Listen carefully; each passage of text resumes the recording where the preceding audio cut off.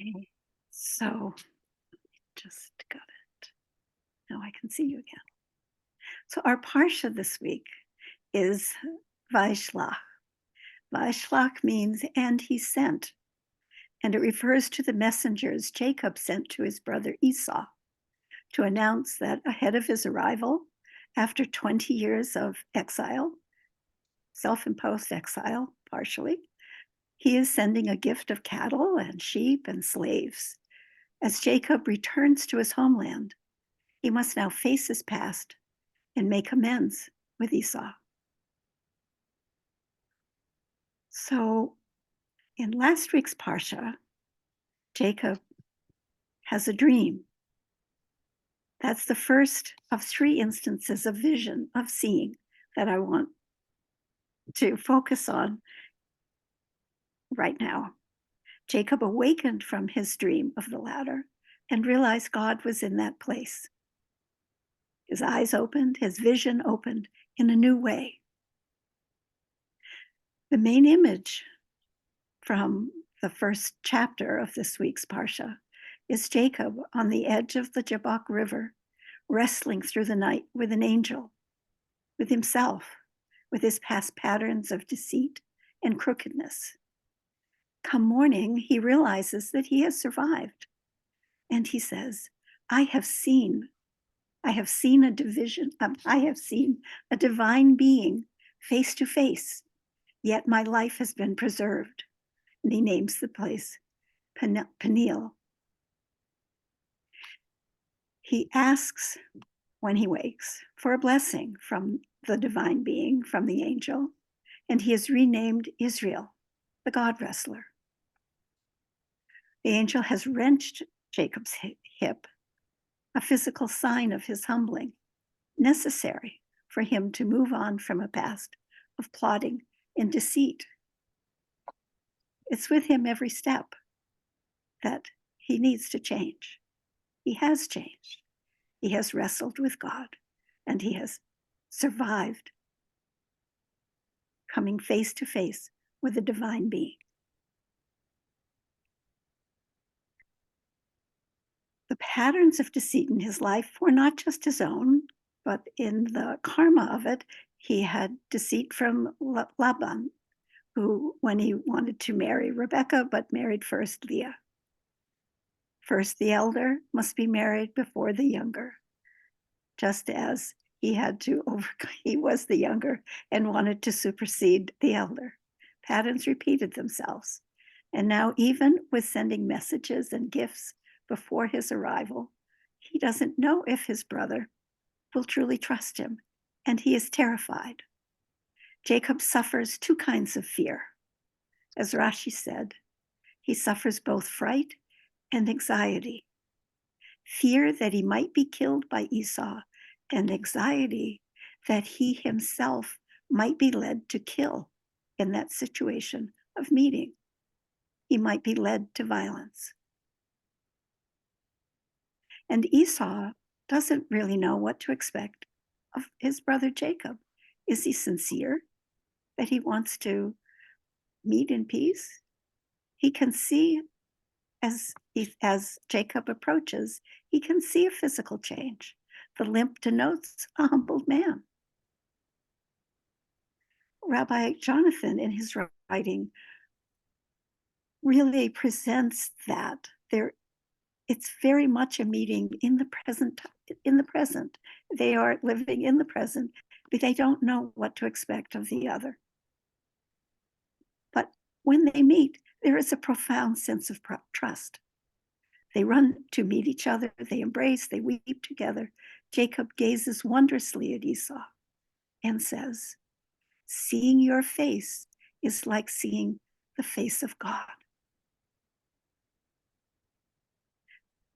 So, drawing the thread, Jacob awakes from his dream with a new kind of vision. He sees divine face after the wrestling, and in his brother's face, perhaps the first time he has looked directly at his brother without any deceit or plotting. It was like seeing the face of God.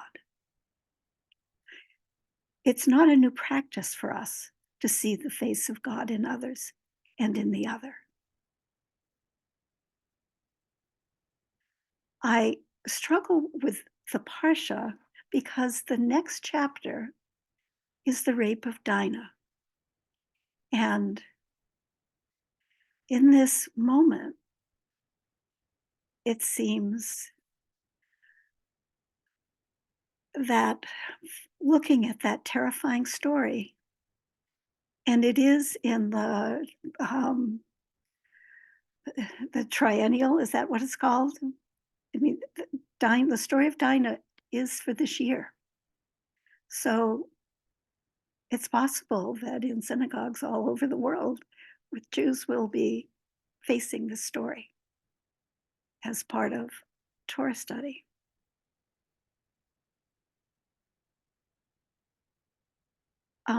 So I am going to talk about it. If someone wants to leave or to mute, I would understand that.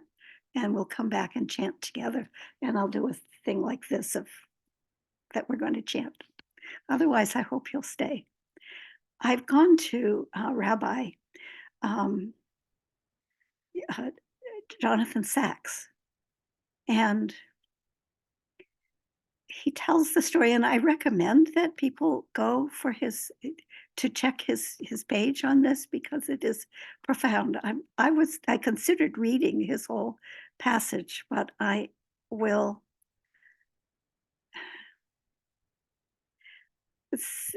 pick and choose.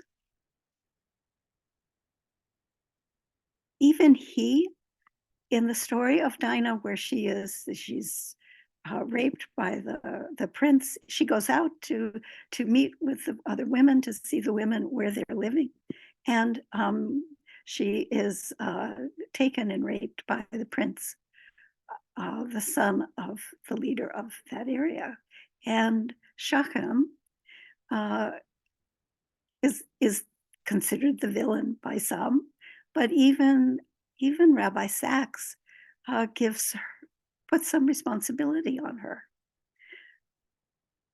and all the others. There are no. I'm sorry. The overall effect of the story is that there are no irredeemable villains and no stainless heroes. And why is the story told at all? The story of her being raped, but then her rapist wants to marry her. Jacob takes no action. Shechem and Levi come back from the fields and they are outraged. And they go and they go to defend her honor, saying, well, you want to marry her? Well, you can marry her. But the only way you can marry her is if all the men here are circumcised. And that is deceit on their part because it's a ruse. They want, but all the men are so willing to please Shechem that they agree. And Shechem and his father are circumcised, and all the men of the community are circumcised. But the plot is that they'll be weak 3 days later. And so the brothers go and slay all the men, all of them. And then the remaining brothers of Jacob go and sack the city. And all the women and children go back with them. You know, they're taken as plunder.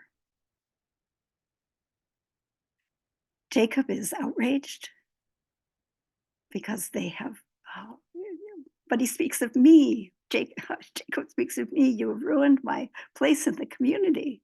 The meanness resonates in this moment.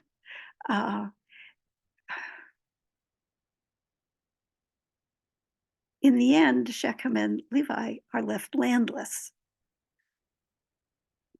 But there are no heroes. And why is it told at all, Rabbi Sachs asks? Stories do not appear in the Torah merely because they happened. The Torah is not a history book. It is silent on some of the most important periods of time. We know nothing of Abraham's childhood, or about 38 of the 40 years spent in the wilderness. Torah's teaching, instruction, guidance. Why does the Torah want us? What teaching does the Torah want us to draw from this narrative, out of which no one emerges well?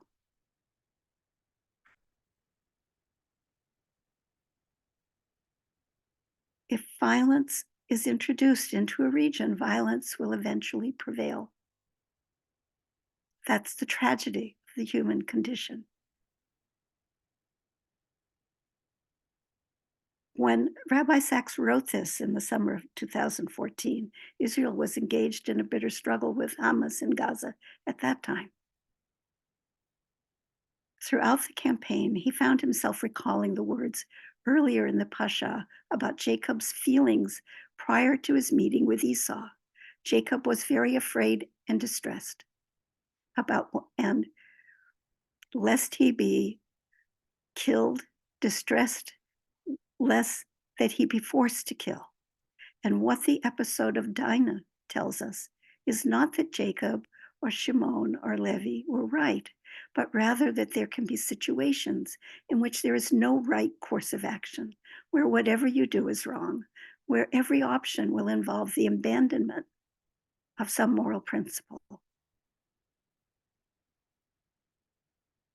Shechem's single act of violence against Dinah forced two of Jacob's sons into violent reprisal, and in the end, everyone was either contaminated or dead. It is indicative of the moral depth of the Torah that it does not hide this terrible truth from us. It does not depict one side as guilty, the other as innocent. Violence defiles us all. It did then, it does now.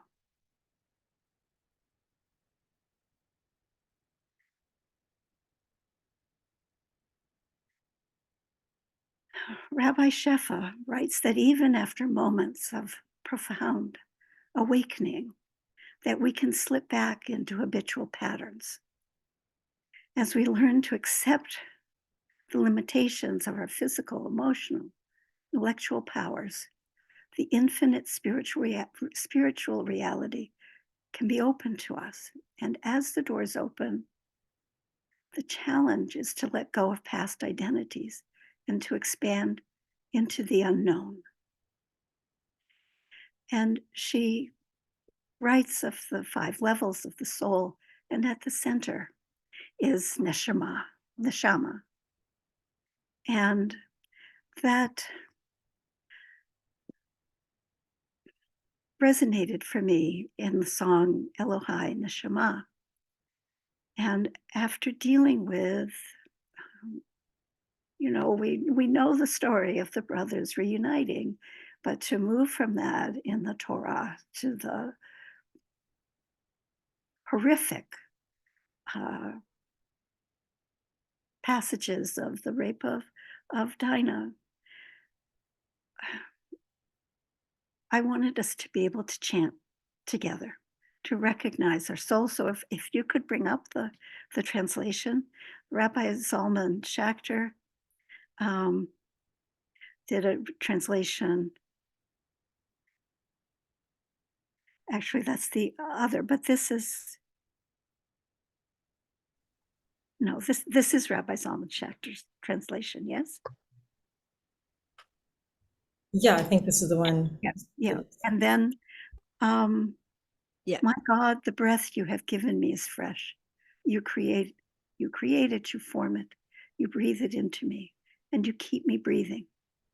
At some time you will take it away from me, and I will have breathed my last breath in this body.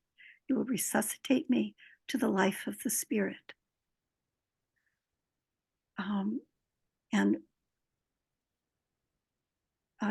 And you have the clip of the song? Yes, ready? And so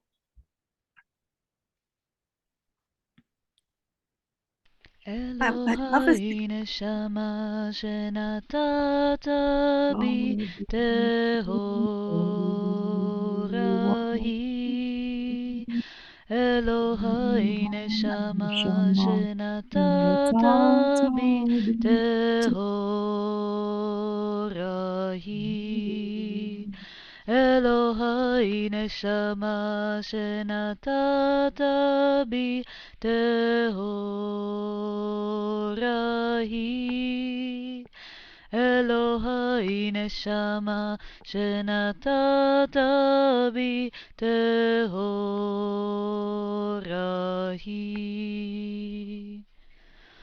Elohai Neshama Shenatata Bi Tehora Tehorahi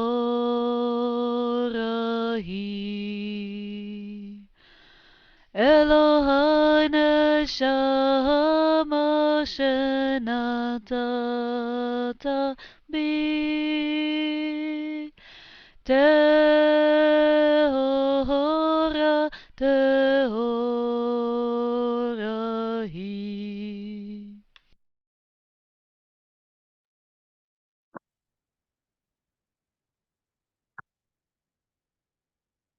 And may we look at each other's faces and the faces of those we meet. Can you hear me? May we see each other's faces this morning. And may we, from Torah study, from the vision of Torah study, be able to see the face of God in each other. And may all of us around the world be able to see the divine in each other. It is so important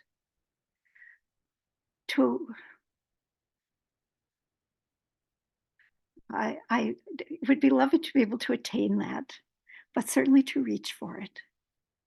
And I ask that we may all be blessed.